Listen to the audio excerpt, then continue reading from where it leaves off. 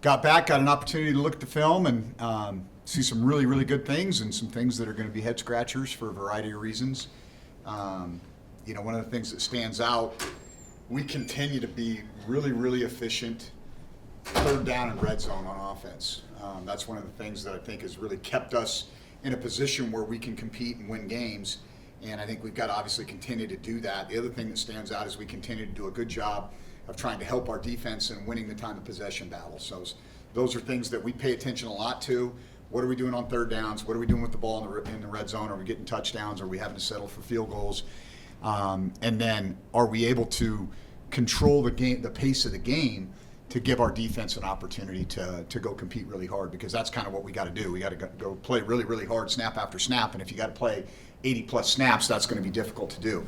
And so I think that from that perspective, we've been doing a good job of that.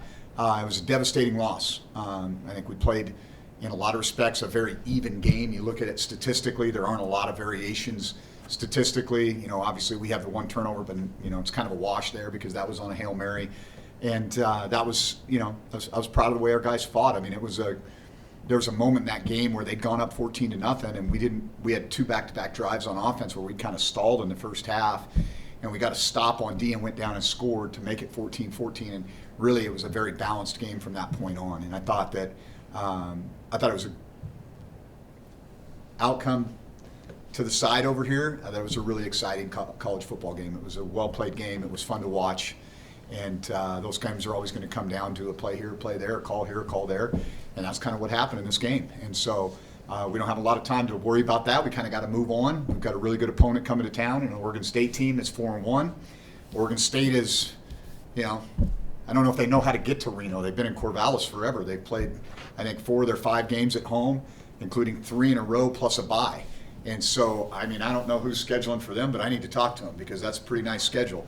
And I think that's been beneficial for them. I know Coach Bray, his dad Craig was a longtime defensive coach in the Pac-12. I got to know him actually when I was a high school coach in Post Falls, and he was coaching at Washington State. He was always gracious with his time.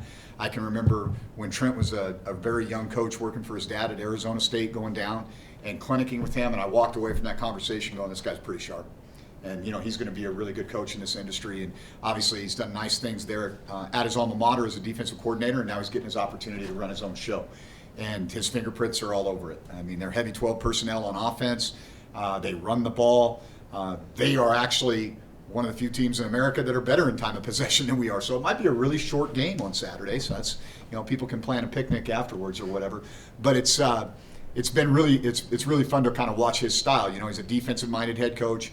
He's very much ball control. They have good tight end. Oregon State's kind of in a sneaky way kind of become tight end U. They have a lot of a history of having really good tight ends. They have 2 other guys this year that are really good. They kind of have a 1-2 punch with 0 and 8 in the backfield. And then obviously Giovanni McCoy, who was at Idaho a year ago.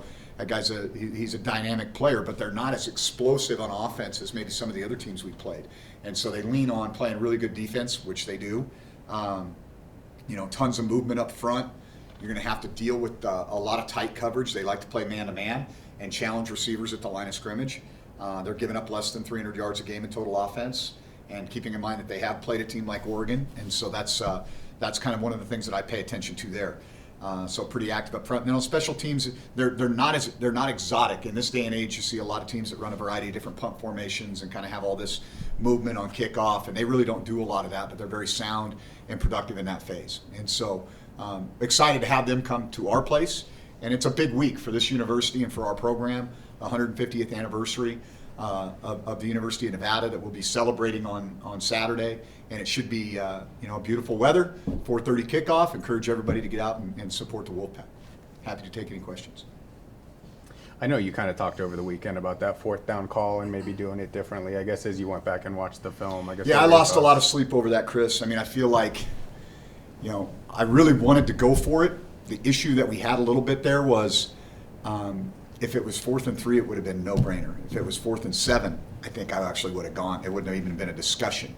And I think if I'd have flipped over on the other side and not gotten involved with kind of the offensive staff a little bit, because I could tell there was a lot of consternation about this particular down and distance, because what they were probably going to do was either bring all-out pressure or they were going to max drop. And it was kind of a flip of the coin.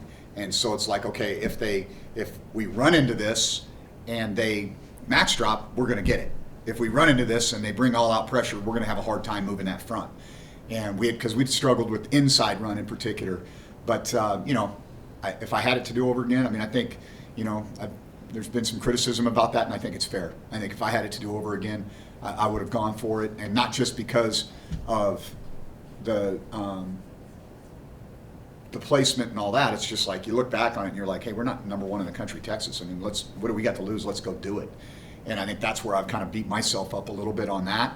And the other piece is we've been really good at pinning the punt, and that would have been obviously a game changer right there if we can back them up. And we'd done enough in that game. We'd affected the quarterback, even though he got his yards. We'd affected him to the point where they'd gone to another guy, which might have been the kryptonite in that game because he was a better deep ball thrower. And then obviously we have a couple breakdowns on that last series in defense, which we'd covered pretty well the whole game. And, we're playing our base call on the deep post and bad eyes by the back end guys. And then we're playing man-to-man on the last one. Somebody's got the running back in man-to-man. So, like I said, I think the criticism is fair on that. I wish I had it back. How much of that was how your defense was playing, though? Because we'd stopped them on 2 of the last 3 possessions. I mean, there was all those things went into it. And trust me, all of those scenarios are going through my brain in that situation. Hey, what are the odds we're going to be able to pin this thing down? Do we have a play we love? Right? How's our defense playing? But all that being said, I still would have gone for it if I had it to do over again. You've kind of said that, the light bulb will come on at some point, and then you guys will win these close games. I guess, like, how eager are you for this that? This was a hard one for me. I bounced back now. The sun came up on Sunday and all that stuff. I just agonize because these kids are doing what I'm asking them to do. For the most part, I think we're overachieving, if you want my honest opinion. And we talk about this margin for error, and one of the things is the penalties. We've got to, like I told them today. I mean, like we're done. Nevada's done beating Nevada. I mean, we're at home. You can walk into the locker room and take your stuff off here. I can't just send you into the locker room on the road and see what's going to happen. But that's, we talked about going into this week, we were averaging 9 penalties a game. We had 8 penalties in this game. 2 of them were unsportsmanlike conduct. We get down to that. My goal was 6. Like, I'm not asking to be penalty free. I'm trying to get incrementally better here, right? And had we not done those 2 things, we would have been there. And I think one of them cost us points for sure. The other one probably cost us a touchdown. I mean, Keyshawn's, we've got him, he defends the slot fade to Nash. We're going to have him 3rd and 10 on the 26-yard line or whatever, all right? Pretty good chance we can get a stop there and force a field goal, all right? The other one, Cortez is not even involved in the play anywhere. We throw a fade ball to Smitty, and, part of the issue is, and I think this is something that it needs to be addressed, is our guys watch TV. They watch the NFL, they watch other college football, and the kind of how things are officiated consistently from game to game. I'm watching the Oregon State game. Right on, I recorded that. I'm watching that on the way back. At the end of the game, when they defend that pass, what's the very first thing the DB does? Pulls up his shirt. That's what we got penalized for on one of the UAS.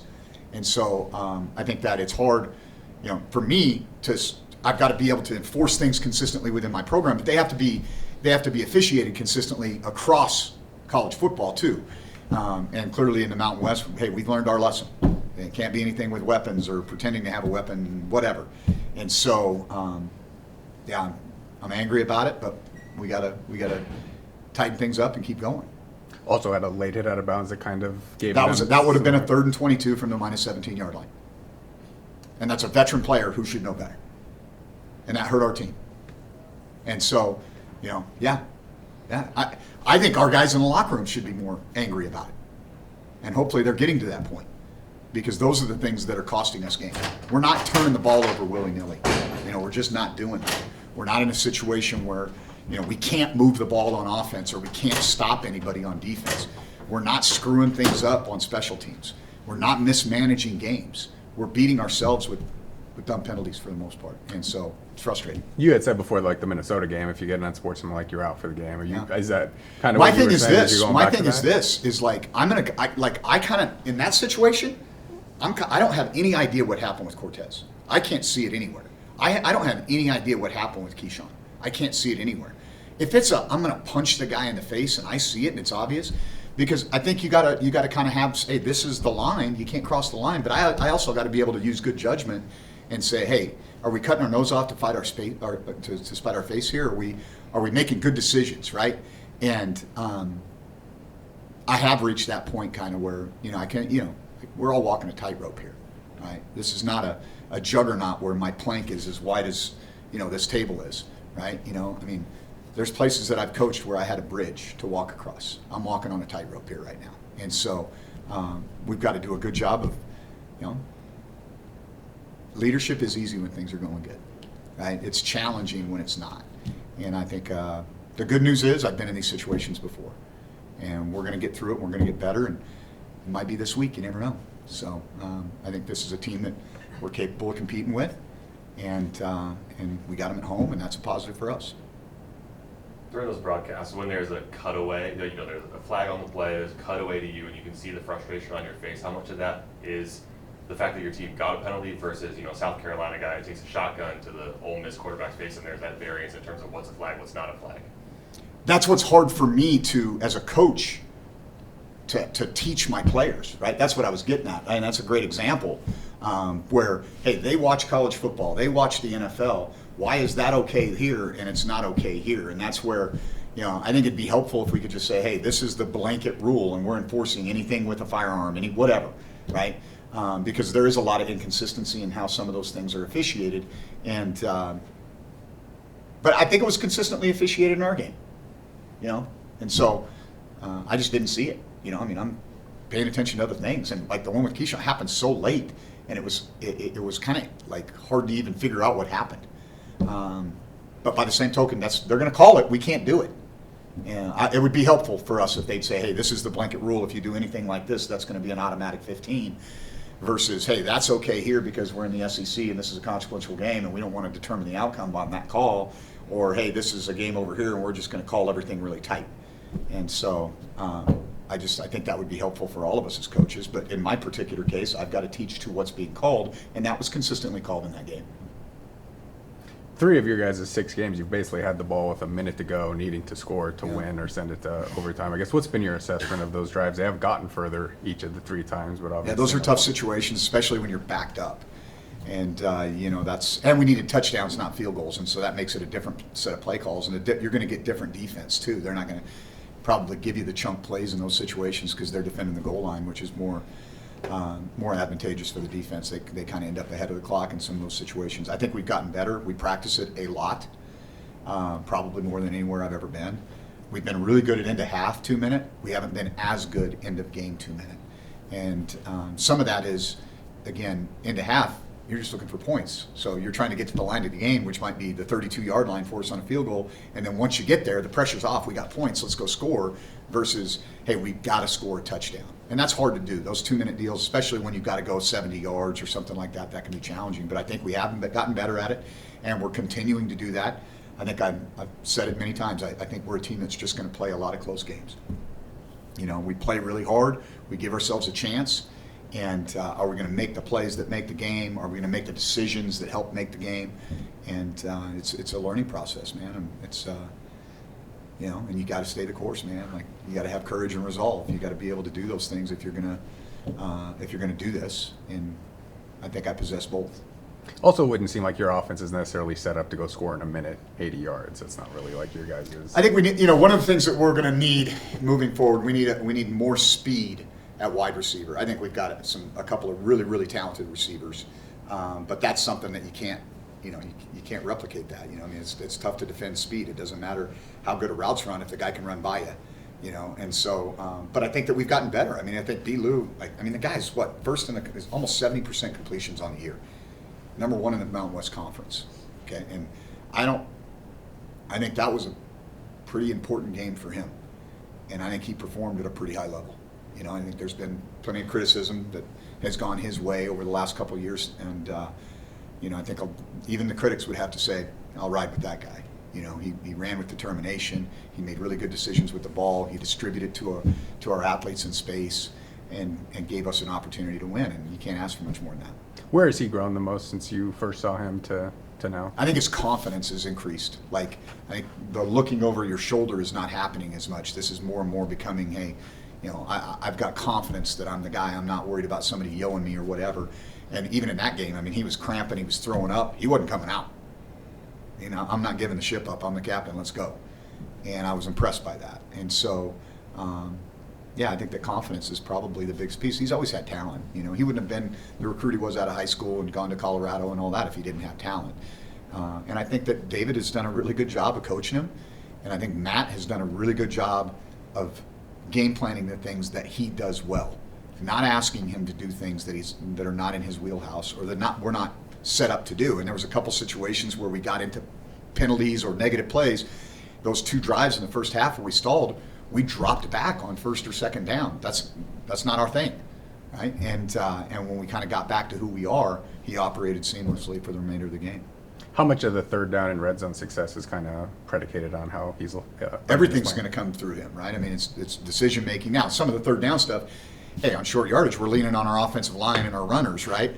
And in the low red zone, that's the case too. But getting through your progression and making good decisions, and also knowing, hey, clock in my head, this is up, I'm out. There was 3 or 4 situations in that game, almost identical to the Minnesota game, where, hey, there was nothing open down the field. I'm starting to feel the pressure. I'm going to escape the pocket. And granted, the guys at San Jose, while good players, are not the creatures that we were playing against Minnesota. And but we were holding those guys on the edge every time. Every time the tackles felt those guys kind of escape the pocket, they got off it. And instead of turning a first down with Bilu's legs or a scramble throw to Marcus Bellin that was going to give us a first down into 10 yards back. So we've learned and grown. And I mean, you can see the progress. It's just, it hasn't equated to wins yet. And I believe that it's going to. Looking at your offensive line, Tyson, I don't think played in the game, and then looks like Josiah was lost. I guess what is their status for this week? So Josiah will be fine. I think Tyson will be fine. We went into the game. He'd had an ankle sprain against Eastern. We thought that he could go. It was kind of more game time, and so like Josh Kabrowski's stepping into that role and had a really, really good game. We had, I'm looking at Adam Winans getting IVs pumped into him nonstop all night because he had an intestinal deal, and he went out and played, exceptionally well for us on special teams. Killam didn't practice really for the better part of the last 2 weeks with an illness and a hip flexor deal, and goes out and drives a couple kickoffs into the back of the end zone in critical situations and makes his kicks. So there was some, Stone Combs continues to freaking play well on special teams, and so that's there was some really. I'm looking at Charles Brown, like he dang near knocks the ball off a guy on a kick. He didn't come here to cover kickoffs. So I think culturally we're making progress there in terms of guys sacrificing their body to glorify their soul and, taking ownership over their role and helping the organization. A little different avenue here, but I guess you guys are doing an NIL thing against UNLV, Friends of the Pack against Friends of the Rebels. I guess how important is NIL for your program? What kind of effort have you guys tried to put into? Yeah, I think it was pretty minimal when I got here. I mean, I think it's interesting if you that someday when I don't know what's exactly okay and what's not in this world right now. I don't know that anybody's really going to slap your wrist on anything with NIL, but like if you just said, hey, the roster that we built with X, okay? And in the back of my mind, I go, well, what if I'd have doubled that? What if I'd have had double that to build this roster? Would that equate to more wins? As long as I get the right guys, it will. And that's the deal, right? I mean, you're going to put some money into some guys, and they're not going to produce to the level that you thought they were. And then, okay, now how do you manage that? So I don't think it's always what you spend. I think it's who you spend it on. And that's it's not an exact science. You're going to miss on some guys, but I definitely think that that's something that we've got to be more competitive in, and we will. I mean, we've made huge strides in that area already, and so I think a little friendly competition with them. I mean, that's obviously relevant to them. I'm sure Coach Odom, when the guy from Circus said, we'll pay the quarterback, it's like, hey, we got a better one. Just pump that money into our NIL and we'll work down the line. But, yeah, it's a reality of modern football for sure. When you look at Oregon State, I mean, they are really good at running the ball. What's been the biggest reason for 200-plus yards per game? Yeah, they're committed to it. It's what they do, right? And their identity really hasn't changed on offense with the coaching change. I mean, obviously Trent was there with Coach Smith, and that's what they did. They were a 12 personnel run team even with Coach Smith. And so I think that one of the X factors is Giovanni McCoy, like his ability to extend plays, create with his legs, whether those are designed runs or those are off-schedule runs. And that's, even though they have this great 1-2 punch with the two backs and a really experienced offensive line, I think the tight ends make the running game. Because one of those two guys is going to be at the point of attack the majority of the time. And then, again, that extra 20 to 40 yards a game you're going to get out of McCoy. And I think that's kind of what it is. I mean, that's what they do. They're committed to it. They're good at it. They've been good at it for a while. Their scheme isn't really dramatically different than it was over the last several years when Coach Bray was the DC. Is the fact they played a couple Mountain West teams, does that help you at all in game preparation or not really? It's just... I think it's more style than it is who they play. It's like, hey, do these people do something similar to us? Can we see how they might game plan that philosophically? And that probably matters more than who they're playing. Any more questions, Coach? Just, I guess, where is the mindset of the team? Because, like you said, you've made a ton of progress from last year, but 2-4. Well, I think it's frustration, but I really do think that guys understand. This is like I mentioned a moment ago. This isn't like we're not totally incompetent here. Like, it's one thing if we're just bad, right? And we'll play the string out and go recruiting and see if we can get better a year from now, right? I don't think anybody in the organization feels that way at all. I think they recognize that we've got the ability to win games, and they've also got to take ownership over, including me, over the things that are keeping us from winning games. And so I don't think we're in a bad place. I think there's frustration, but I don't think there's, hey, we're screwed up, or these coaches don't know what they're doing, whatever, that locker room lawyer stuff that happens from time to time. And I'm definitely paying close attention to that for sure. But I think that we're still in a really good place, and I think that we'll continue to compete really hard. To go back to Brendan's confidence, where do you think that's come from? Just because he has played better, or because he? I think we put has some more? pieces around him. Yeah. I think that we've tried to, hey, run the football to protect him, right? Allow him, and then throw the ball when they think we're going to run the ball when they think we're going to throw, let him use his legs, have some design quarterback runs to keep him off schedule, run draw, that reduces the pass rush, makes them spy or game the front, which is easier for us there. I think we've got, whether it's, go back to Jace Henry being a kind of a security blanket for him, and now Marcus has kind of taken that role, and then you've got Smitty and Tez on the edge. Well, I don't think you guys had those guys here. I don't. And so I think putting pieces around the quarterback, whether you're in the NFL or you're at Nevada, if that guy doesn't have protection and athletes to distribute the ball to, it's going to be difficult, and running the ball is always going to be a quarterback's best friend. And so I think those pieces have helped him to feel like, I'm not going to just go get murdered out here. I got an opportunity. And then game by game by game, he's gotten more and more confident within the system. And he's worked really hard.